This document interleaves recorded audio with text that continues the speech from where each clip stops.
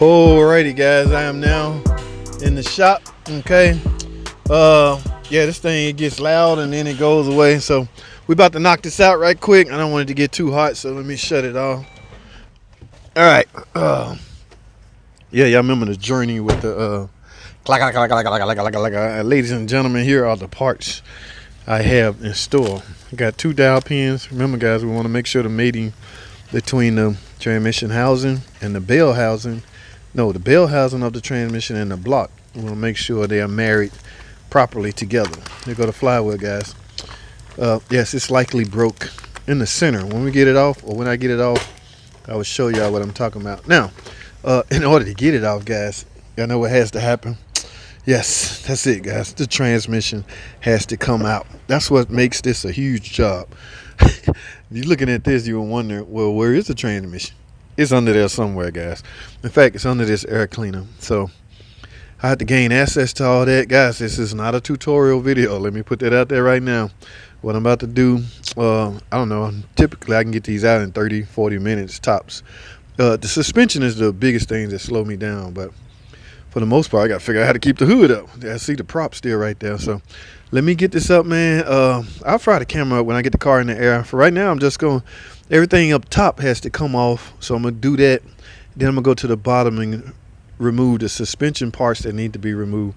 And from there, grab a transmission jack, drop the transmission, and I'll fire the camera up and show y'all what I was talking about as far as what to, well, you already saw the video on what to look for when you hear this noise. I don't want y'all misdiagnosing these as needing motors, engine.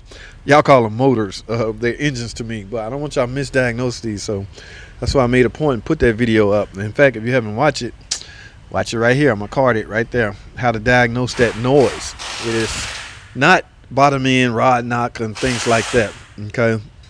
I even went so far in that video to show you how to go by visually inspecting it, right? Visually, where you can see if this is your problem or not. If you don't see that dust, chances are it's something else, okay? But if you see the dust, you know where to go, or how far more you have to go to, okay? So like I say, guys, let me start yanking stuff off. First things first, y'all see that battery tucked down there? We got to get that negative cable off. We got to take the electricity away from the car. You don't want to be doing nothing major like transmission or engine work with battery voltage supplied to the electrical system. All right, so let me get it in the air, start removing things, and we're gonna get to work, man. All right, y'all, don't go anywhere, man. Stay tuned. I will be right back.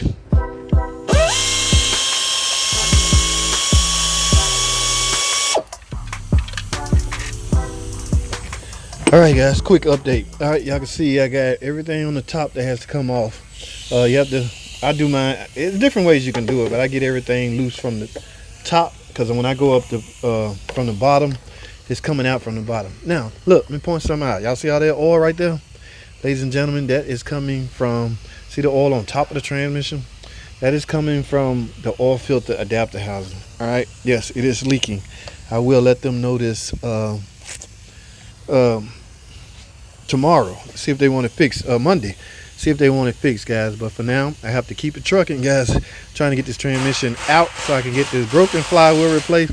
Everything, I'm gonna make sure I got everything, cooler lines off. I got these loose because when I drop the cradle, it's just only gonna be riding on the mount, so I can reach up here and loosen this. I got all the bell housing bolts loose that I need to loose. I need to leave one on because I don't want the transmission to split from the block while I jack it up, or when I remove the cradle. All right, so let's get it up in the air and continue, guys. Let's get it.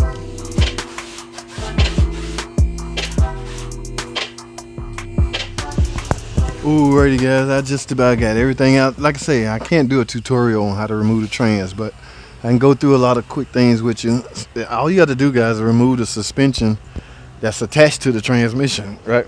So here's all the axles, the engine supports, the cradle bracket, things like that, axles on both sides. Okay, so right now I got everything loose. The only thing holding this transmission up is those 2 bolts I mentioned up top. I'm gonna reach my arm up there and unhook those, and I got 1 bolt holding right here and 1 bolt holding on the top. All these bell housing bolts are off, so when I even this mount, it's not connected to the transmission. So, and I have the, don't forget the torque converter bolts, the flywheel. This is what we're chasing. You hear that? Do y'all hear that? Well, I'm gonna show you what it looked like as soon as I drop this trans. All right, let's get this trans out, baby. Let's get it.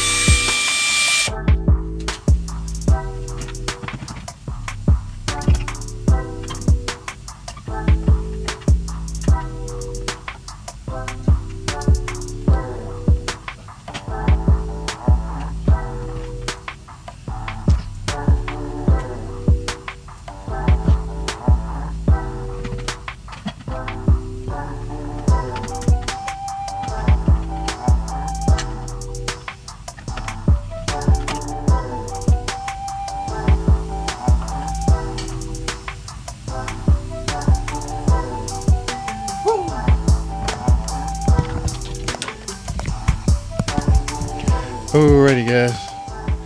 What y'all see? Got the trans out. I actually need to take the bolts out, but look. You hear that? Look. Yes, that is not supposed to do that, guys. Alright, now, who was that? I think that was Easy Does It. Was a flywheel attached to the block. The flywheel flex plate, whichever you want to call it, is attached to the crankshaft. So as the crankshaft rotating, considering the engine is running, this flywheel is running. Now, why is this flywheel needed? A couple things. Here's the starter. The starter's job is armature is to come out, engage this flywheel, and spin it over in hopes of the car cranking. Once the ignition system pick up the cranking, it should catch and the car start up.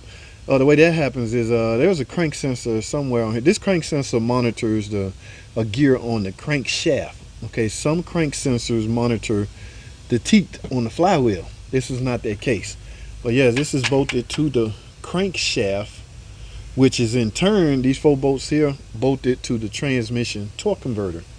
All right, so that's how power is transferred from the engine to the transmission. Okay, once the torque converter is spinning, depending on a lot of factors that will engage gears and things like that, and you get to go. What's the point in running if you can't go, right? Yeah, they go hand in hand. All right, so this is broken. You're not supposed to do that. That's why I didn't want it to appear that I was camera trick. So let me get these bolts off so we can look even further. I'm gonna show y'all what actually broke. All right, hold tight.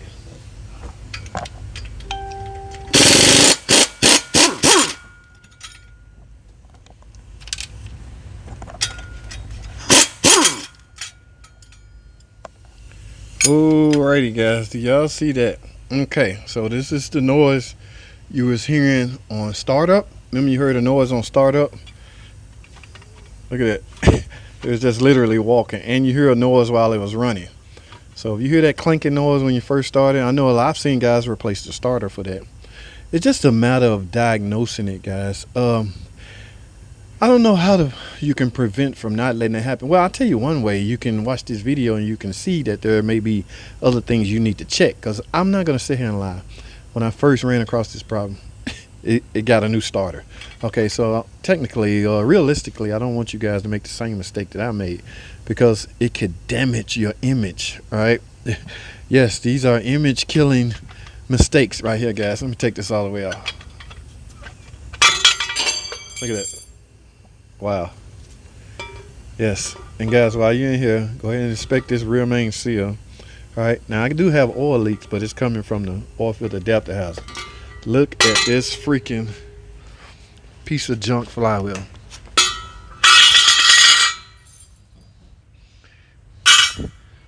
Only this was bolted to the torque converter, and I mean the crankshaft. This was bolted to the crankshaft. These was bolted to the torque converter. All right, now that we got that out the way, where's my new baby? Here she is. All right, no sense wasting time. We might as well get this on. Remember, guys, dowel pins. All right. All right, my new flywheel. Throw this piece of junk in the trash. Like I said earlier, guys, don't forget to go ahead. Where's those dowel pins? Just so you know what I'm talking about. Here's one. All they're designed to do is to mate the block and the transmission together, align it, so to speak. Okay. Now, this flywheel, as far as getting it on wrong, you will have a sense of feel if it's on wrong. I mean, it can go on. Now, hole wise, it's only going to bolt up one way. Like, you can't get this wrong because this part is idiot proof. However, this part, which way it mates, can be a little technical to some people. So, but you will get a feel for if you got it on wrong, guys. Trust me. All right. So, let me get to work, guys. I have to put this on, put this transmission back in. I'm gonna try to finish this job today. I'm gonna go try to upsell this off-filter adapter housing, and that's all I have, man. So let me find my bolts. I need both of my hands, fellas. I'm sorry, but yeah, let's get to work, man. I appreciate you guys watching the videos. Remember, don't forget to watch the early part of the video where I showed the diagnosis. I carded it up front. I will put the link in the description as well, so you see what led me to this. Okay. I don't know what sense knowing this if you don't know what led me to this. These don't, you know, out of the blue. It give off an indication that it's broken. It's not bad. You can call it bad, but it's physically broken. How that happened? We'll talk about that on the next video. For now, I gotta go, guys. That's all I have. Thanks for watching.